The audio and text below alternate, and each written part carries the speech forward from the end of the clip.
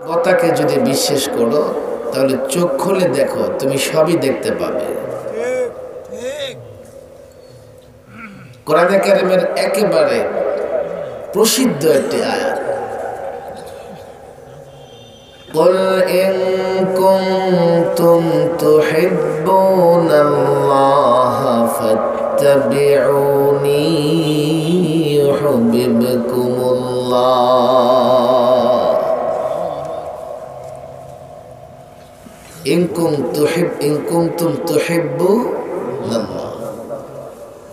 যদি আল্লাহকে মহব্বত করো, আল্লাহকে মহব্বত করার দাবি করো, আর আমাদের সকলকে আল্লাহকে মহব্বত করতে হবে কিনা? বলেন হবে কিনা? আমাদের সৃষ্টি করেছেন কে? আল্লাহ। জবান খুলে উঁচু আওয়াজে বলতে হবে কে? আল্লাহ। কোন সন্দেহ আছে? আমাদের কার কাছে ফিরে যেতে হবে? আল্লাহ। এগুলো মুখে বলেন, ঈমান বাড়বে। আমাদের রিজিক কে দেয়? আল্লাহ। বিশ্বাস হয়? হুজুর আপনাদের এইসব কথা আজকাল বুঝে আসে না।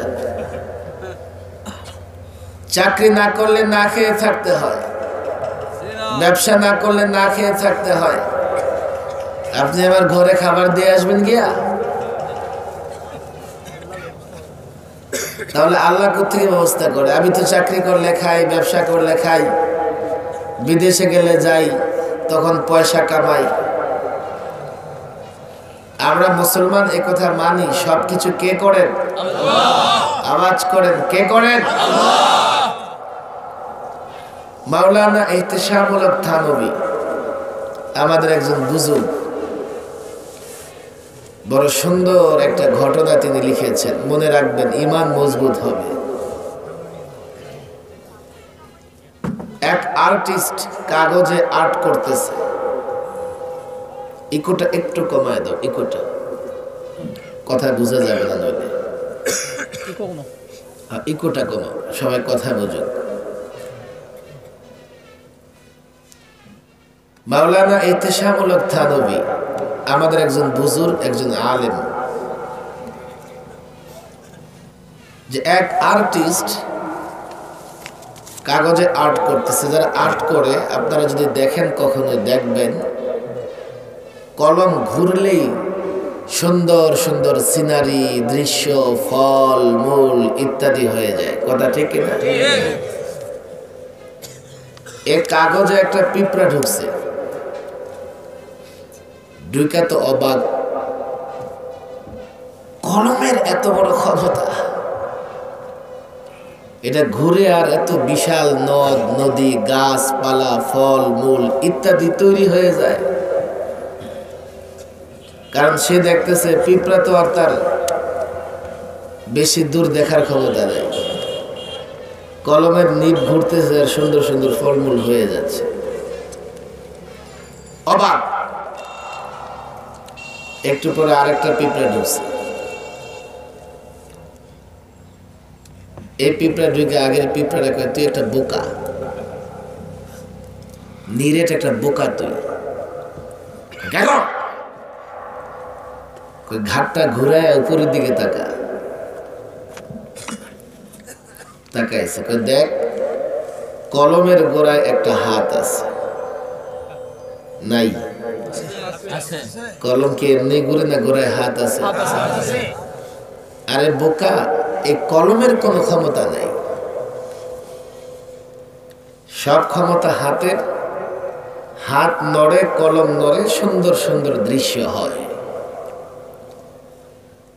একটু পরে আরেকটা পিঁপড়া ঢুকছে, ঢুকে তোরা দুইটাই গাধা। গাধা কোথাকার, তোদের মাথায় কিচ্ছু নেই। কেন? মাথা আরেকটু ঘুরাইয়া দেখ যে হাতের পরে একটা মানুষ আছে, আছে না নাই?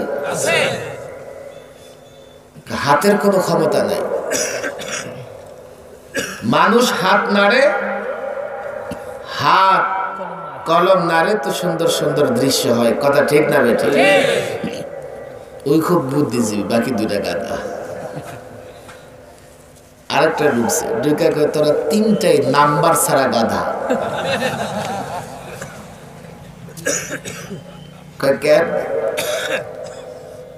শুধু চোখে দেখলেই হয় না, একটু চিন্তা কর, চিন্তা কর, চিন্তা করে দেখ। শুধু চোখ দ্বারা যা দেখিস তাই বিশ্বাস করিস।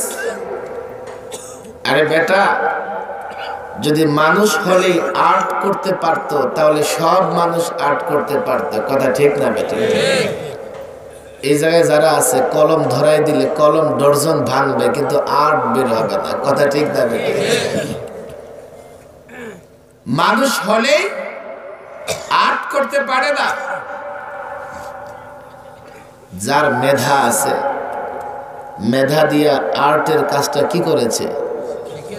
শিখেছে, সেই তো পারে। কথা ঠিক না বেটা? এবার চিন্তা করেন, আমাদের দৃষ্টিটা এত সংকীর্ণ, মনে করি কি যে দোকান দিলেই খাওয়া যায়, চাকরি করলেই খাওয়া যায়।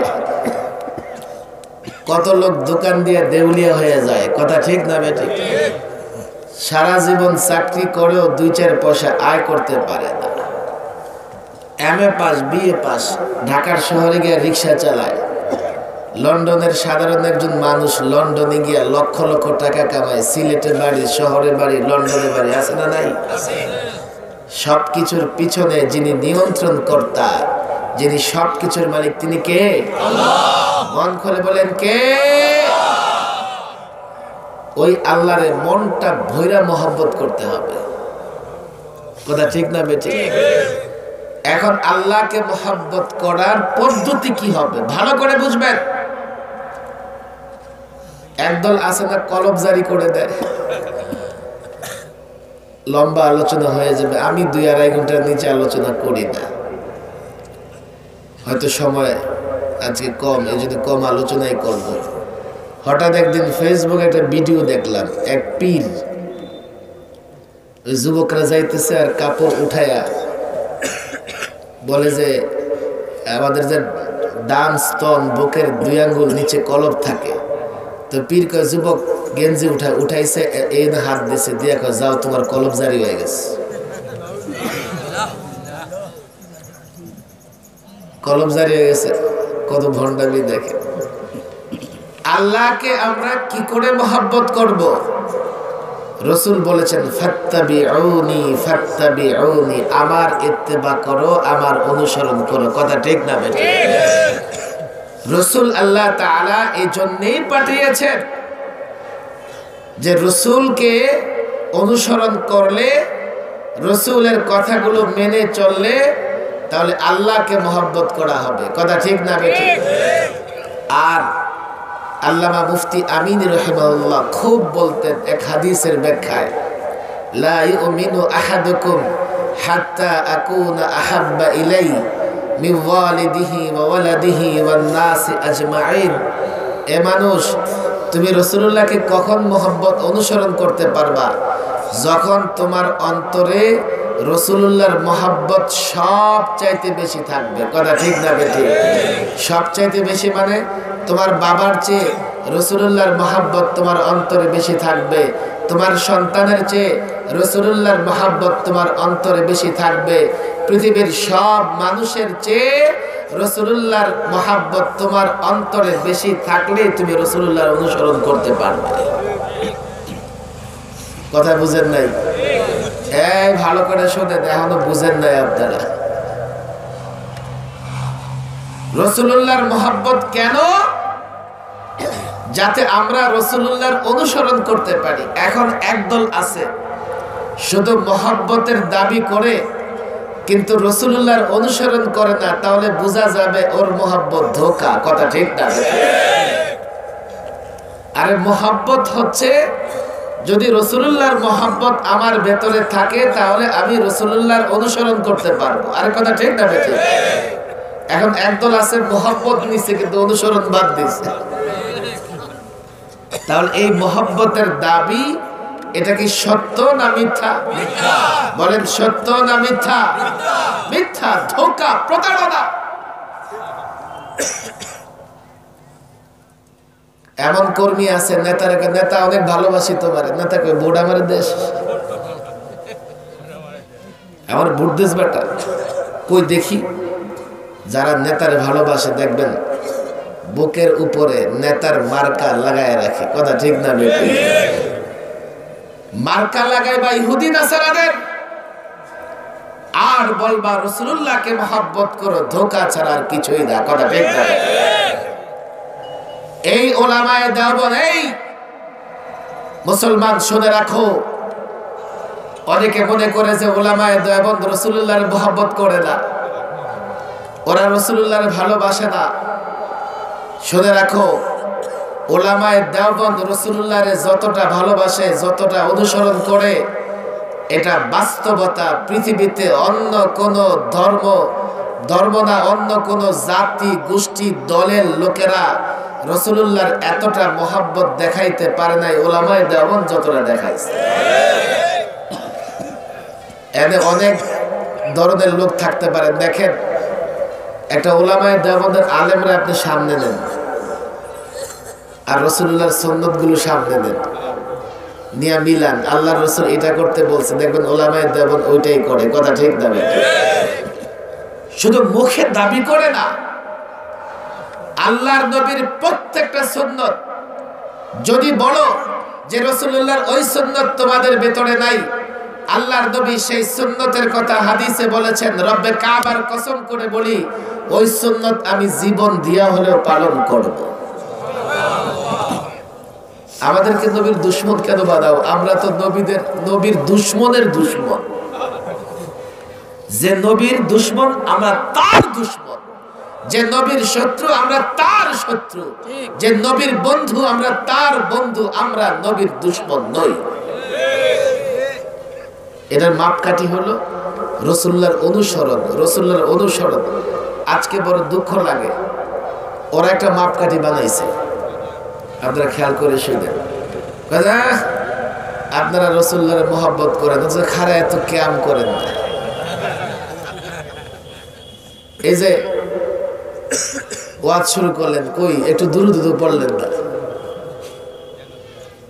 এই যে দুরূদের মধ্যে আপনি দেখবেন, এই যে খুতবা পড়ে, খুতবার মধ্যে আল্লাহর প্রশংসার পরে রাসূলুল্লাহর দুরূদ আছে। কথা ঠিক না বেঠিক? হ্যাঁ, যদি বলো যে আরো বেশি কেন পড়লেন না, সময় তো কম, তাহলে আরো বেশি পড়তাম। কই আপনারা তো খারায় পড়েন না, তাহলে আপনাদের ভিতরে মহব্বত নাই। বাইরে রাসূলুল্লাহর প্রতি দুরূদ কি আমি বইয়া পড়তে পারবো না? পারবো না। নামাজে যে দুরূদ পড়ি বইয়া না খারায়া, তো বসে পড়তে পারবো না। আমি রাতের বেলায় যখন বিছানায় যাই ঘুমাইতে, তো শুয়ে শুয়ে আমি আমার রাসূলের উপর দুরূদ পড়তে পারবো না? আরে বলো পারবো না? আমি যখন রাস্তায় হাঁটি, হাঁটতে হাঁটতে আমি আমার রাসূলের উপর দুরূদ পড়তে পারবো না? শুধু খাড়ায়া পড়লে দুরূদ হয়ে যায়, আর বইয়া শুয়ে পড়লে কি দুরূদ হয় না? তোমরা যদি মনে করো যে খাড়ায়া পড়বা, তো 24 জনে খাড়ায়া পড়ো, অসুবিধা কি আছে? শুধু এইটা বলো যে আমরা বইয়া পড়লে সেটা হয় কিনা। তোমাদের হাঁটুতে শক্তি থাকলে 24 জনে দাঁড়ায় থাকো। আগে বলো, ওলামায়ে কেরাম এখানে আছেন, তাহলে হুজুর আপনি কি কোন যে ওরা ক্যাম্প করবো? কেন ওরা ক্যাম্প করলে আপনার আমার সমস্যা কি? কয় হুজুর অনেক সমস্যা আছে, অনেক সময় বৈশা পরে এরপরে খাড়ায় যায়। আমি কব যে ওরা বুঝে না, ওদের উচিত ছিল শুরু থেকে খাড়ায় থাকা। আরে কথা ঠিক না বেঠিক? খাড়ায় থাকলে যদি সব বেশি হতো, বইসুস কেন? আবার পরে বসে যাবি কেন? দাঁড়াবি তো দাঁড়াবি, আর বসা বসি নাই, নির্বাচন থাক আর না থাক।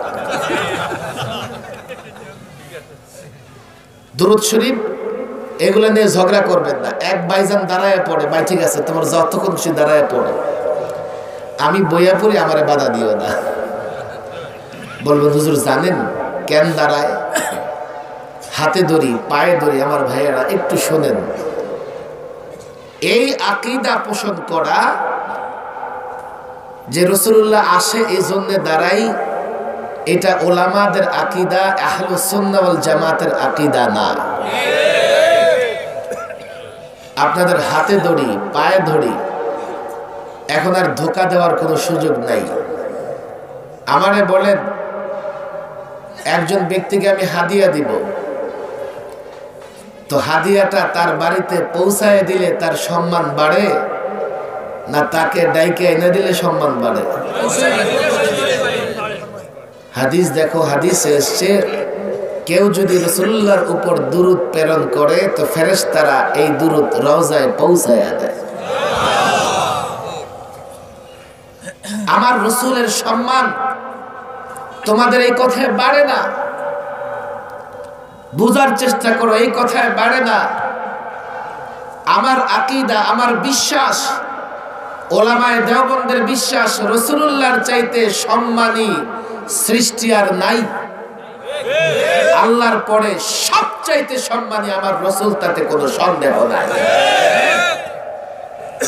আল্লাহর কসম করে বলি, আমাদেরকে রাসূলুল্লাহর দুশমন মনে করে না। ইতিহাস দেখো, যুগে যুগে ইতিহাস দেখো।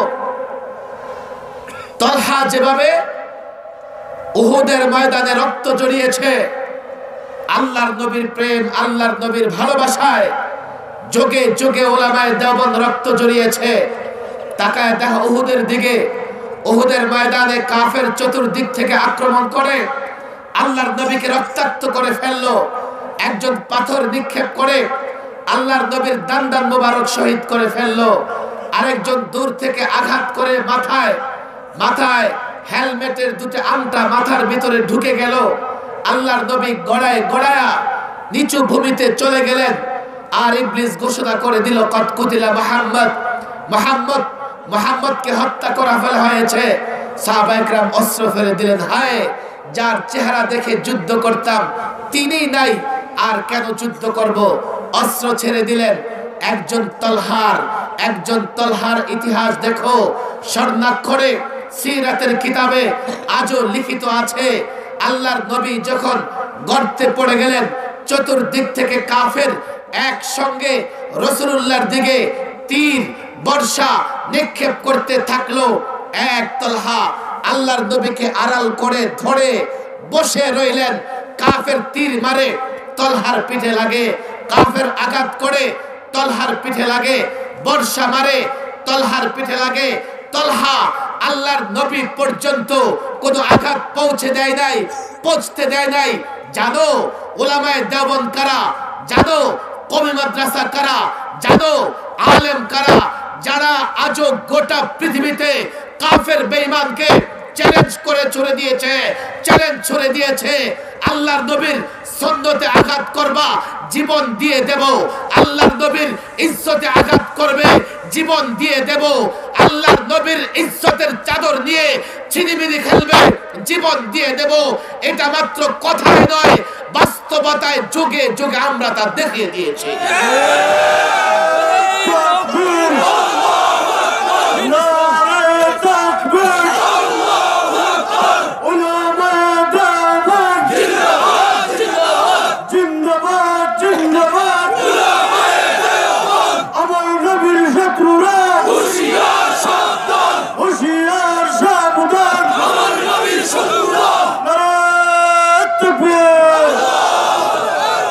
আমার ভাইরা বলবে, হুজুর আপনারা তো রাসূলের নূর মনে করেন না, মাটি মনে করেন।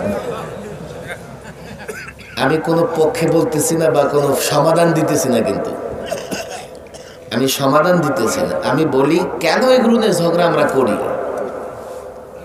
হাকিমুল উম্মাহ আশরাফ আলী থানভী রাহিমাহুল্লাহকে তারা দেখতেই পারে না, এটা কাফের, নাউজুবিল্লাহ বলে। কিতাবের নাম লিখন নাশরুত তিব। হাকিমুল উম্মাহ রাসূলুল্লাহর সিরাতের উপরে একটা কিতাব লিখে গেছেন, নাম হচ্ছে নাশরুত তিব। এই কিতাবে তিনি লিখেছেন, সর্বপ্রথম আল্লাহ তাআলা রাসূলুল্লাহর নূরকে সৃষ্টি করেছেন। তো হুজুর আমরা তো এইটাই কই, নূর আপনারা না মানেন না। আরে তোমরা শুধু নূর কও না, কও জাতি নূর। সমস্যা ওই জায়গায়। রসুল নূর, সর্বপ্রথম রসুল্লাহর নূরকে সৃষ্টি করা হয়েছে, আমরা মানি। কিন্তু তোমরা এটা মানো না যে আদম সন্তান রসুল যেহেতু মা আমিনার গর্ভে পৃথিবীতে এসছে, কথা ঠিক না বেঠিক? আদম আলাইহিস সালাম মাটির তৈরি, সেই হিসেবে আদমের সকল সন্তান মাটির তৈরি, কথা ঠিক না বেঠিক? তো রসুল যেহেতু মা আমিনার গর্ভে পৃথিবীতে এসছে, আদম সন্তান, আদম আলাইহিস সালামের সন্তান হিসেবে তিনি মাটির তৈরি। বলবেন তাইলে তো আপনাদের সাথে আর কোনো কথা নাই, আপনারা রসুলকে শেষ করে দিয়েছেন, নাউজুবিল্লাহ। তখন আমাদের উলামায়ে কেরাম বলে, দেখো মাটির তৈরি হোক আর নূরের তৈরি, আমার নবী সবচাইতে সম্মানিত আল্লাহ করেছেন, কথা ঠিক না বেঠিক? মাটির তৈরি হলে সম্মান নষ্ট হয় না। বলবেন কেন? আদম আলাইহিস সালাম কিসের তৈরি? ফেরেশতারা, ফেরেশতারা, ফেরেশতারা আদমকে সিজদা করছে না আদম ফেরেশতাদের সিজদা করছে? নূরের তৈরি কারে সিজদা করছে? কোনো সন্দেহ আছে? নূর হোক মাটি হোক, আল্লাহ যারে সম্মান দেয় সেই সম্মানিত, কথা ঠিক না বেঠিক? আল্লাহর পরে রাসূলুল্লাহর চেয়ে সম্মানিত আর কেউ। বিষয়টা বুঝার চেষ্টা করো। রাসূল নূর, নূরের তৈরি, কোনো সন্দেহ নাই। আদম সন্তান হিসেবে আমরা সবাই মাটি। আমাদের গায়ে যদি চিমটি মারে মাটি বেরাইব, বেরাইব না? একটু বেরাইব না? তারপরে মাটির তৈরি কেমনে? এগুলো বাড়াবাড়ির বিষয় না। প্রকৃতপক্ষে আমি মনে করি আমরা একটা জায়গায় এসে সিদ্ধান্ত নেই। কি সিদ্ধান্ত? আমরা সবাই রাসূলুল্লাহকে ভালোবাসি, কথা ঠিক না বেঠিক? আর এই ভালোবাসা কেমনে? আমরা যে যত তার অনুসরণ করব সে ততই ভালোবাসা দেখাইতে পারলো, কথা ঠিক না বেঠিক? আপনি অবাক হবেন, যুবকরা এখানে আছে, মাহফিল আয়োজন করছে যুবকরা। একজনের কাছে একটা খেলোয়াড় ভালো লাগে, তার ঘরে গিয়ে দেখবেন ওই খেলোয়াড়ের ছবি, কথা ঠিক না বেঠিক? আরে বলেন ঠিক না বেঠিক?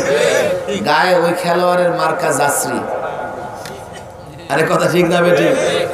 যেখানে বসবে সেখানে ওই খেলোয়াড়ের প্রশংসা, ঝগড়া শুরু করে দেবে, আমার অমুক, আমার দল অমুক, ফাইটিংও শুরু হয়ে যায়, আরে কথা ঠিক না বেঠিক?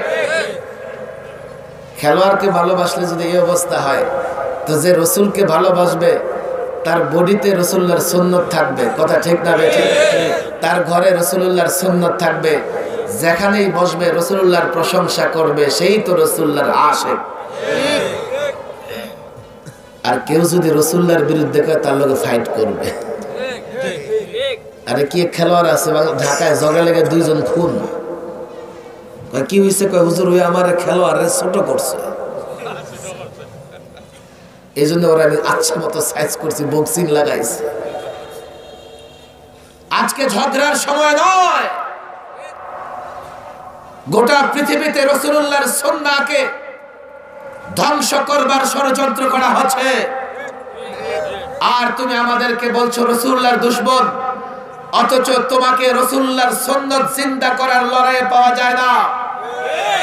আজকে গোটা পৃথিবীর এক ষড়যন্ত্রের বড় হাতিয়ার হচ্ছে কাদিয়ানি গোষ্ঠী, যারা মির্জা গোলাম আহমদ কাদিয়ানির মতো লম্পট মাদক একটা বদমাশকে নবী হিসেবে দাঁড় করিয়ে দিয়েছে। এই নবী হিসেবে দাঁড় করিয়ে আল্লাহর নবীর ইজ্জতের চাদর নিয়ে তারা ছিনিমিনি খেলছে। এ মুসলমান, লড়াই নয়, ঝগড়া নয়, আল্লাহর নবীকে মহব্বত করো, খাতমে নবুয়তকে মানো, তো কাদিয়ানির বিরুদ্ধে লড়াই করবার প্রস্তুতি নাও। নিজেদের ভিতরে লড়াই নয়। আমরা জানি তোমরাও রাসূলুল্লাহকে মহব্বত করো, এ কথা ভুলবে না যে আমরাও রাসূলুল্লাহকে মহব্বত করি। সময় এসেছে ঝগড়া নয়, যারা রাসূলুল্লাহর প্রকৃত শত্রু তাদের বিরুদ্ধে লড়াই করতে হবে। ঝগড়া ছাড়ো নিজেদের। যোগ যোগ ধরে এই ছোটখাটো বিষয় নিয়ে ঝগড়া চলে আসতেছে। আমি ছোটখাটো বিষয়ের জন্য বলি, আমি তো ওই দলের বড় বড় আলেমদের সাথে আমার সম্পর্ক আছে। তাই বলে আপনারা এই কথা কেন বলেন? হুজুর না, আমরা তো এটা বলি না। তাহলে সাধারণ মানুষ কেন মনে করে হুজুরের ভুল মনে করে? ওরাও যদি ওদের মধ্যে যে বড় আলেম আছে তাদেরকে জিজ্ঞেস করে দেখেন কিয়াম নিয়ে ঝগড়া কেন করব। আমি তাদের বড় আলেমদের জিজ্ঞেস করছি কিয়াম করা কি ফরজ? কয় না। ওয়াজিব? কয় না। সুন্নত? কয় তাও না। কি? কয় হুজুর মুস্তাহাব। আমি কিন্তু মুস্তাহাব নিয়ে ঝগড়া করো, ঝগড়া করা তো হারাম, ঝগড়া করা হারাম।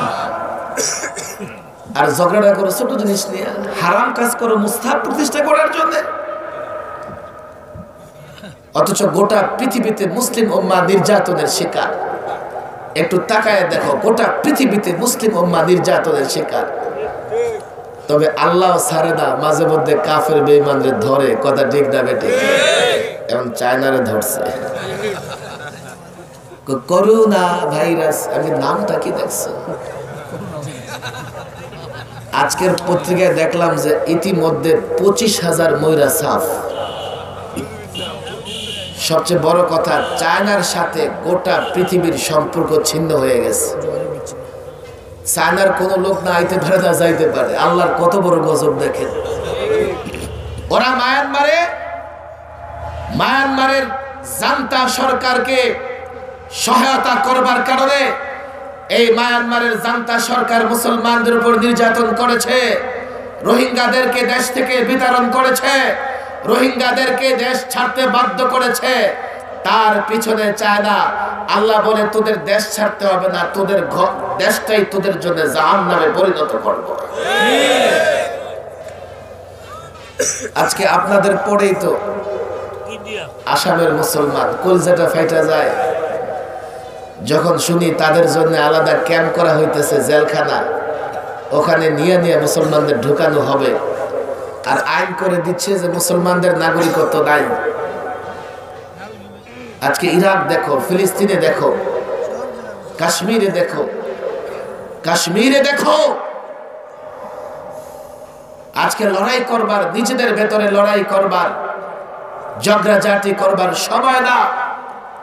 আজকে প্রকৃত মুসলমানদের এক হবার, ঐক্যবদ্ধ হবার সময় এসেছে। না হলে কাল কাফের গোষ্ঠী তোমারেও ছাড়বে না। কথা ঠিক না? দুশমন কোন সুনির্দিষ্ট ব্যক্তি, গোষ্ঠী, দেশের জনগণের না। ওরা দুশমন হচ্ছে ইসলাম এবং মুসলমানের। কথা ঠিক না বেঠে? তুমি কোথায় যাবা? রোহিঙ্গারা তো বাংলাদেশে দৌড়ে ঢুকছে, তুমি যাবা কই? তিন দিকে শত্রু, একদিকে বঙ্গোপসাগর। তোমার বঙ্গোপসাগরে ঝাঁপ দিয়ে আত্মহত্যা করা ছাড়া কোনো রাস্তা থাকবে না। এই জন্য ঝগড়া নয়। দেখো কার জীবনে, কার বডিতে কয়টা রাসূলুল্লাহর সুন্নাহ আছে। কথা ঠিক না বেঠিক? আমরা রাসূলুল্লাহর সুন্নাত মানবো না? হাত তোলেন কারা কারা মানতে রাজি? লম্বা করে হাত তোলেন। রাসূলুল্লাহর প্রত্যেকটা সুন্নাত মেনে চলার চেষ্টা করব। রাজি আছি তো ইনশাআল্লাহ? আওয়াজ করেন, রাজি আছি তো ইনশাআল্লাহ? রাসূলুল্লাহর প্রত্যেকটা সুন্নাহ মেনে চলবো তো ইনশাআল্লাহ? হাত নামান। কথা তো অনেক বের হয়ে যায়। এখন আবার কিছু আধুনিক মনা লোক আছে। আপনাদের কষ্ট হচ্ছে? 1 ঘন্টা হয়ে গেছে। ওই যে 2-4 জন উঠতেছে, কি কষ্ট হইতেছে দেখে? আমি শেষ করে দেবো, 1 ঘন্টাই বলছি। আধুনিক মনা যারা আছে ওরা বলবে হুজুর 1500 বছর আগে ইতিহাস নিয়ে টানেন। এখন কোথায় মঙ্গল গ্রহে প্লট বিক্রি হয়, আর আপনারা আছেন 1500 বছর আগের সুন্নাত নিয়ে। আধুনিক শিক্ষিত ভাইরা শোনো, আজকে বিজ্ঞান যত গবেষণা করতেছে, গবেষণা করতে করতে তারা বুঝতে পারতেছে যে রাসূলুল্লাহর সুন্নাতের চাইতে আর বড় বিজ্ঞান হয় না। কথা ঠিক না? ছোট্ট একটা মেসাল দেব, শুনতে রাজি আছেন ইনশাআল্লাহ? মেসাল তো রাত শেষ হয়ে যাবে, দিল একটা মেসাল। এক ইংরেজ হঠাৎ তার হাতে একটা কাগজ আসছে। আচ্ছা, তো কাগজটা পড়ে সে দেখে এটার মধ্যে লেখা আছে, যদি হাঁচি দাও তাহলে আলহামদুলিল্লাহ বলো। আমরা হাঁচি দিলে কি বলি? বলেন কি বলি? আচ্ছা, যে শুনলো আলহামদুলিল্লাহ বলছে হাঁচি দাতা, সে জবাবে কি বলে? আচ্ছা, আবার হাঁচিদাতা তার জবাবে কি বলে? ইয়াহদিকুমুল্লাহ ওয়া ইউসলিহ বালাকুম। ইংরেজ কয় মুসলমানদের দেখো মাথা খারাপ। ছোট্ট একটা হাঁচি দিল, দোয়া পড়ছে 3 মাইল লম্বা, এগুলো ব্যাকডেটেড, এক্সপায়ার। এগুলো আর এখন আর ওষুধের গায়ে দেখেন না ডেট লেখা থাকে, শেষ হয়ে গেছে। কিন্তু তার ভেতরে একটা কৌতূহল সৃষ্টি হয়েছে যে হাঁচির ভেতরে এমন কি আছে যে মুসলমানরা এত লম্বা চড়া দোয়া পড়ে। গবেষণা শুরু করলো, গবেষণা করতে করতে দেখলো আল্লাহু আকবার, মানুষের ব্রেনে অসংখ্য ধমনী রগ আছে। এগুলোর মধ্যে মাঝে মাঝে পানি জমা হয়। পানি যদি এগুলোতে পানি জমা হয়ে থাকে, মাথা ব্যথা হয়, প্রচন্ড ব্যথা হয়, একসময় পাগল হয়ে যেতে পারে। যদি পানি বের না হয়, সে ডাক্তারের কাছে গেলে ডাক্তার তার মাথা সার্জারি করবে, পানি বের করবে, লক্ষ কোটি টাকা খরচ হবে, কিন্তু তারপরও বাঁচার কোনো গ্যারান্টি নাই। কিন্তু হাঁচির ভিতরে আল্লাহ এমন এক নিয়ামত রেখে দিয়েছে, হাঁচু করে যখন কেউ হাঁচি দেয় তো তার নাক এবং মুখ দ্বারা ওই জমানো পানিটা বের হয়ে যায়। আর ইংরেজ কয় আহা, 3 মাইল লম্বা নয়, হাঁচিতে যে উপকার আল্লাহ দেন, ফায়দা দেন, সারাদিন বলে তো এটার শুকরিয়া আদায় করা দরকার। আজকে বিজ্ঞান যত সামনে এগোচ্ছে, এটা প্রমাণিত যে রাসূলুল্লাহর সুন্নাহ, ১৫০০ বছর ধরে আমরা রাসূলুল্লাহর সুন্নাহ মেনে আসছি, কিন্তু জানি না এই সুন্নাতগুলো মানলে কি ফায়দা হবে, কি উপকার হবে। না জেনেই উপকার লাভ করে আসছি। আজকে বিজ্ঞান গবেষণা করে প্রমাণ করে দিচ্ছে যে অবশ্যই মুসলমানদের সুন্নাহগুলো উপকারী। এই সুন্নাহ সবচেয়ে বড় বিজ্ঞান, কথা ঠিক না? যারা আধুনিক শিক্ষিত আছে দেখো, আমার উপর নারাজ হইও না।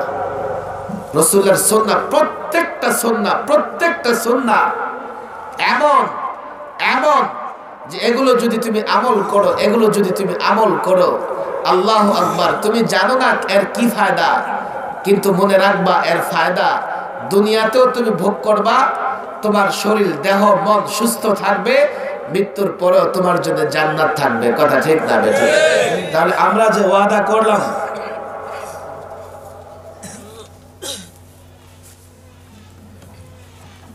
তো এত রাতে যাওয়া যাবে না, যেটা আছে ওইটাই আছে না। আচ্ছা, আপনারা বসেন ভাই, দোয়া করে দেবে এখন। এই যাই করি, আচ্ছা যাক, ওনারা তো কোনো সমস্যা আছে। আমার কথা কি আপনারা বুঝতে পারতেছেন যে রাসূলুল্লাহর সুন্নাত মানলে ক্ষতি না লাভ? আরো জোরে বলেন, ক্ষতি না লাভ? এক একটা সুন্নতের লাভ বয়ান করলে রাত শেষ হয়ে যাবে। একটা সুন্নত আমরা এটাকে অনেক হালকা মনে করি। কি জানেন, রাসূল বলছেন খাবার পরে আঙ্গুল চাইটা খাও, বলছে কি বলছে না? এখন বিজ্ঞান গবেষণা শুরু করছে। চায়নাওয়ালারা কি করে জানেন? চায়নার খাবার তো দেখেন নাই, একটা ছোট্ট প্লেট থাকে, 2টা কাঠি, আল্লাহ জানে কেমনে খায় এই জাতি। এই কাঠি 2টা ঠক ঠক করে করে খায়, আর খায় কি জানেন? ইঁদুর, সাপ। আমার মনে আছে 90-তে আমাদের যখন মেঘনা, ঢাকা থেকে চট্টগ্রাম রোডে মেঘনা সেতু হয়, তখন ওই এলাকার ব্রিজের কাজ পাইছিল কোরিয়ান এবং চায়না লোকেরা। তো ওই এলাকায় কোরিয়ান এবং চায়না লোকেরা কাজ শুরু করার পরে পুরা এলাকা থেকে কুত্তা উদাও।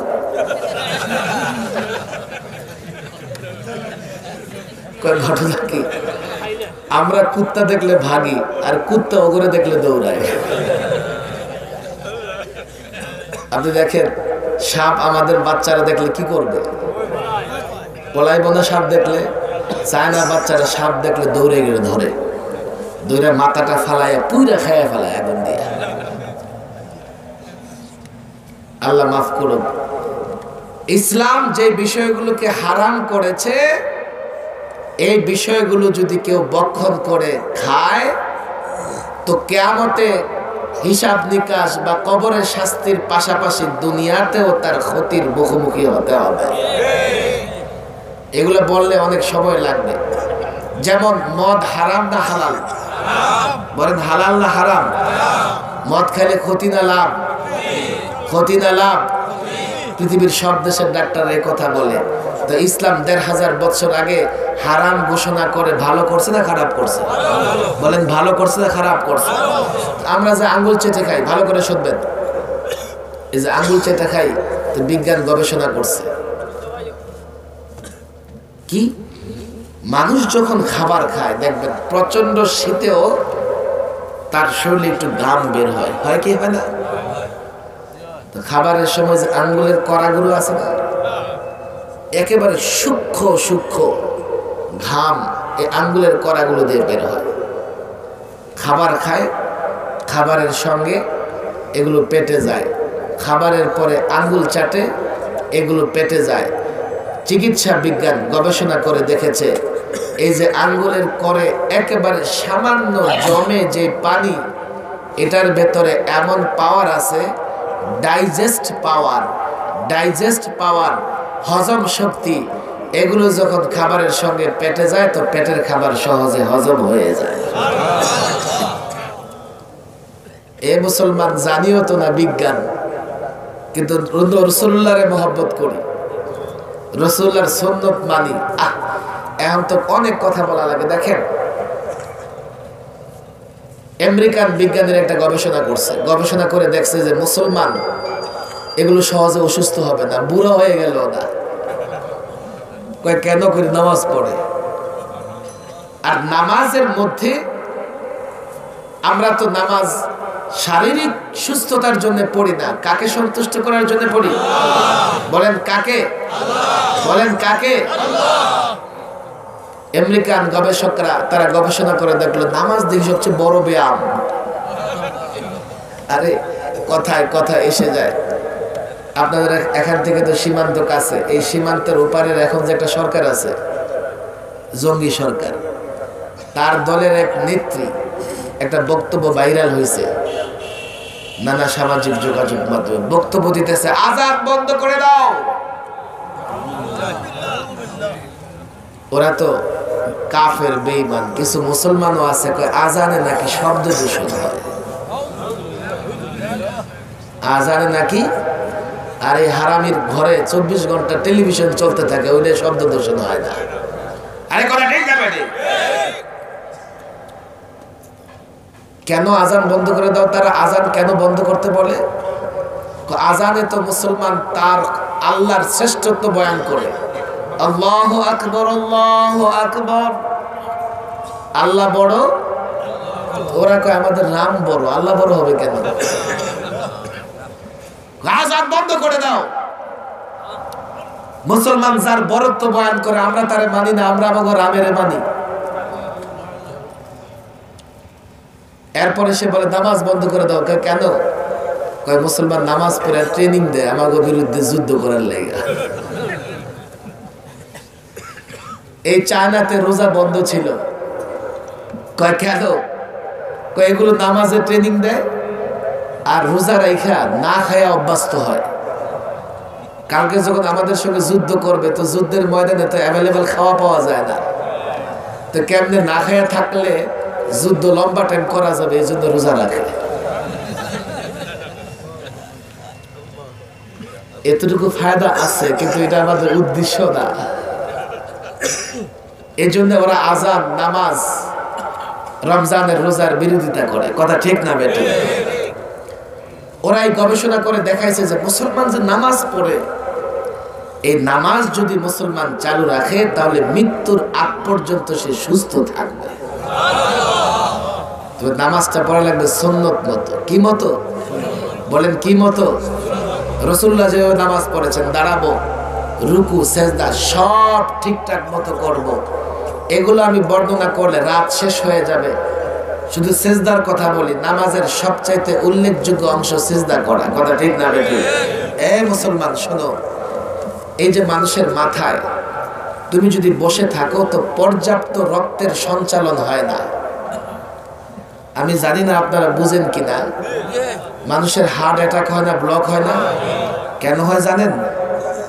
এই যে মানুষের যে হার্টের রগগুলো আছে, যেগুলো রক্ত সাপ্লাই করে গোটা বডিতে, এই রগগুলা ভিতর থেকে ভরাট হয়ে যায়, চারপাশে চর্বি জমা হয়ে যায়। যখন রক্তের গতি কমে যায় তখন ব্লক হয়, নানা রকমের মানুষ অসুখ বিসুখে নিপতিত হয়। তাহলে এই রক্তে যদি গতি থাকে তাহলে তো রগের চতুর্পাশে আর কি জমা হইতে পারবে না? চর্বি জমা হইতে পারবে না। আমরা থাকি সারাদিন বৈশা, রক্তের তো গতি থাকে না। যখন রুকুতে যাই আল্লাহু আকবার, তো মানুষের গোটা এই যে বডি, দেহে পিঠে রক্তের গতি বাড়ে। সেজদায় যখন যায় তখন এই রক্ত মাথায় উঠে, মাথায় রক্তের গতি বাড়ে। এটা অবাক করা কাণ্ড। আমি জানি না আমার মা বোনেরা শুনতেছে কিনা। বিজ্ঞান বলে যদি নারীরা জানতো যে সেজদায় পড়ে থাকলে চেহারার লাবণ্য বাড়ে, সৌন্দর্য বাড়ে, তো এই নারীরা বিউটি পার্লারে না গিয়া সেজদায় পড়ে থাকতো। কিভাবে? যখন সেজদায় যায় তখন চেহারায়ও রক্তের গতি বাড়ে, এই চেহারা লাবণ্যময় হয়, এই চেহারা সুন্দর হয়। আল্লাহু আকবার। এগুলো বিজ্ঞান এই ব্যাখ্যা করেছে। মাথার ভিতরে রক্তের গতি বাড়লে তখন তার ব্রেন সতেজ হয়, সচল হয়।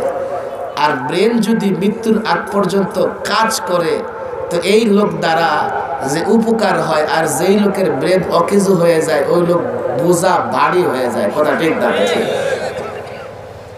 নামাজ মানুষকে মৃত্যু পর্যন্ত সুস্থ রাখে, মৃত্যু পর্যন্ত সুস্থ রাখে। এক একটা বিজ্ঞানের ব্যাখ্যা দেখো। কথা চলে আসছে, 2 মিনিট লাগবে বলেই ফেলি। আমরা হাত বাঁধি, হাত বাঁধা মুস্তাহাব। হাত বাঁধা কি? একদল আছে আবার এইভাবে বাঁধে। ওগুলোকে ঝগড়া করবেন? আরে বলেন ঝগড়া করবেন? এ তো মুস্তাহাব। আচ্ছা তোমার মন চায় বাঁধো, বাকি আমারে খারাপ বললো না। এই জায়গায় নাভির নিচে হাত বাঁধার হাদিসও আছে, আছে না নাই? বলেন আছে না নাই? কারণ তুমি কবে হুজুর তোমার হাদিসের চেয়ে আমার হাদিস মজবুত বেশি, আমার হাদিসের চেয়ে তোমার হাদিস মজবুত বেশি।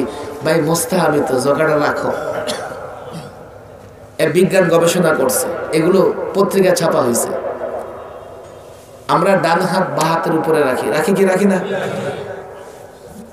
কথা তো অনেক আইসা গেছে। ডান হাত দিয়া পজিটিভ আলো বের হয়, বাঁ হাত দিয়া নেগেটিভ। ডান হাত কর্মক্ষম, ডান হাত দিয়ে বেশি কাজ করা যায়। কথা ঠিক না বেঠিক? বোঝাও বেশি তোলা যায়। এই ডান হাত যদি বাঁয়ের হাতের উপরে রাখে তো ডান হাতের সঙ্গে সঙ্গে বাঁ হাতও শক্তিশালী হয়। এটা আমার বলা উদ্দেশ্য না, বলা উদ্দেশ্য কি শোনেন। বিজ্ঞান বলে আমরা যখন নামাজে দাঁড়াই চোখ দুটা কোথায় থাকে? বলেন কোথায় থাকে? যখন রুকুতে যাই পায়ের বৃদ্ধাঙ্গুলে, আর যখন বসি কোলে। বলেন কোথায়? মানুষ যখন এইভাবে নামাজে দাঁড়ায় আর সেজদার দিকে তাকায়, দেখবেন চোখের দৃষ্টিটা ডান হাত হইয়া তারপরে সেজদার জায়গায় পড়ে। কথা ঠিক না বেঠিক? বিজ্ঞান বলে এই যে চোখের আলো ডান হাতের উপর দিয়ে গিয়া সেজদায় পড়েছে, এই ডান হাতের পজিটিভ আলো আর চোখের আলো মিলে চোখের পাওয়ার বৃদ্ধি পেয়ে যায়। একেবারে ছোট্ট ফায়দা, উদ্দেশ্য না কিন্তু এগুলো। প্রত্যেকটা সুন্নাহ রাসূলুল্লাহ। তোমরা আমাদেরকে রাসূলুল্লাহর দুশমন বলো, আল্লাহর কসম রাসূলুল্লাহর এমন কোন সুন্নাহ যদি ছুটে যায় আর মনে করা হয় সেই সুন্নাহকে আদায় করবার জন্য 1 সাগর রক্ত দিতে হবে, 1 সাগর রক্ত দিতে হবে, রব্বে কাবার কসম করে বলি 1 সাগর রক্ত দিয়ে হলেও রাসূলুল্লাহর সুন্নাহর উপরে আমল করব। কেন আমাদেরকে রাসূলুল্লাহর দুশমন মনে করে আমি তো বুঝি না। কিছু কথা যেগুলো তোমরা একরকম বলো আমরা একরকম বলি, চলো এগুলো ছেড়ে রাসূলুল্লাহর সুন্নাহ বাস্তবায়ন করবার চেষ্টা করি। কথা ঠিক না বেঠিক? প্রত্যেকটা সুন্নাতে এক মেসওয়াক দেখো আমাদের ছাত্ররা রাসূলুল্লাহর এই মেসওয়াক পকেটে পকেটে রাখে, দেখি তোমাকে ছাত্র নিয়ে আহ কটার পকেটে মেসওয়াক আছে। আমাদের অলিপুরি সাহেব, আমি জানি না এলাকায় আসে কিনা, ওই দিন এক প্রোগ্রামে বলতেছিলেন, শোনেন বলছে খাঁটি পীর আর ভেজাল পীর কেমনে চিনবা? যেমন ভালো ডাক্তার খারাপ ডাক্তার কেমনে চিনন যায়? যেই ডাক্তারের কাছে গেলে রোগী ভালো হয় সেই ডাক্তারই তো ভালো ডাক্তার। আরে কথা ঠিক না বেঠিক? এই মিয়া, এই বাজারে এক ডাক্তার বসে, তার নামের নিচে ডেজিগনেশন লেখা আছে, উপাধি এমবিবিএস লন্ডন, এফসিপিএস অমুক নিউ ইয়র্ক ফিয়র্ক লেখা থাকে না? সাধারণ মানুষ তার উপাধি দেখে বুঝবে নাকি? এদেশে এমন অনেক পীরও আছে, দেখবেন নামের আগে 32টা লোক, একেবারে কুতুবে জামান থেকে কুতুবে বাংলা পর্যন্ত কুত্তায় বাংলা আছে না নাই? মানুষ কেমনে জানবে? মানুষ এই সলিমউদ্দিন ওই ডাক্তার দেখাইছো কেমন? না ভালো, চিকিৎসা ভালো, পরীক্ষা নিরীক্ষা কম দেয়। কথা ঠিক না বেঠিক? পীর আর আলেম চিনতে হলে দেখবা কার সোহবতে গেলে মানুষ সুন্নতের আশেক হয়। কথা ঠিক না বেঠিক? ভালো শিক্ষক চিনতে হলে দেখবা কার ছাত্ররা পকেটে মেসওয়াক রাখে, সিগারেট রাখে না। আদর্শ শিক্ষক, ছাত্র সব প্যান্ট শার্ট পরে ঘুরে বেড়ায়, বলবে হুজুর প্যান্ট শার্ট পরা তো কাবার ইমামের জন্য হালাল, আপনি এর বিরোধিতা করেন কেন? না আমরা বিরোধিতা করি না ভাই, বুঝো হাতে ধরি পায়ে ধরি। এমন কথা বললো না যে মানুষ সুন্নাত থেকে দূরে সরে যায়। হালাল আর সুন্নাহ পার্থক্য আছে, তুমি হয়তো ব্যবহার করতে পারবা, কিন্তু তুমি রাসূলুল্লাহর আশেক হলে তোমার রাসূলুল্লাহর সুন্নতি পোশাক পরতে হবে। কথা ঠিক না? আর আরেকটা বুঝো, আমরা প্যান্ট শার্ট যারা পরে ওদের লগে দুশ্মনী করি নাকি? মসজিদ থেকে বের করে দেই, মুসাফা করতে অস্বীকার করি। একটা কথা মনে রাখো, প্যান্ট পরলে অনেকগুলো খারাপই লাজেম আসে। এক, এটা বলে আমি শেষ করে দেবো, শোনেন, যদি প্যান্ট আর গেঞ্জি পরে কেউ মসজিদে যায় আর আপনার সামনে দাঁড়ায় সে রুকুতে যায়, তো আপনার পিছে দাঁড়ায় থাকতে পারবেন না। আরে কথা ঠিক না বেটি? আমি তো বলি মহাকাশ পর্যন্ত মাঝে মধ্যে ওপেন হয়ে যায়। দুই, আমার এই ভাইয়েরা প্যান্ট পরে মসজিদে গিয়ে শুধু নিচে দিয়ে প্যান্ট গুছাইতে থাকে। কথা ঠিক না বেটি? কেন? রাসূলুল্লাহ বলেছেন যে কাখনুর নিচে প্যান্ট গেলে ওই জায়গাটা জাহান্নামের আগুনে জ্বলবে। তিন, আজকাল কিছু প্যান্ট এমন আছে মনে হয় যে জায়গায় জায়গায় কুত্তায় কামড়ায় রাখছে। আরে কথা ঠিক না বেটি? আমারে বলো, ওই প্যান্ট শার্ট পরে কি আমরা মসজিদে যাব? ওই প্যান্ট শার্ট কি কাবার ইমাম সাহেব পরবো না বাংলাদেশের ইমাম পরবো? বিদায় ব্যাপকভাবে হালাল বলা উচিত না। একটু বুঝো, চিন্তা করো, চিন্তা করে যদি তুমি খোলা মেলা ডিলা টাকনোর উপরে প্যান্ট এবং এর উপরে এমন জামা পরো যে রুকুতে গেলে হাঁটলে সমস্যা হয় না, পরো। আমরা তো তোমার কখনো বলি নাই যে প্যান্ট পরে মসজিদে আসতে পারবে না। আমরা তো বলি নাই প্যান্ট কেন পরছো, মুসাফা করবো না। মুসলমান হিসেবে তুমি তো পোশাকটাকে একটু সাদাসিধা রাখো। প্যান্ট পরার বৈজ্ঞানিক ফায়দা যদি বলি রাত শেষ হয়ে যাবে। যারা প্যান্ট পরে এয়ারপোর্টে দেখবেন ওদের জন্য আলাদা পেশাবের জায়গা রাখা আছে। কথা ঠিক না বেঠিক? ওরা খুব ভদ্র মানুষ, পেশাব করে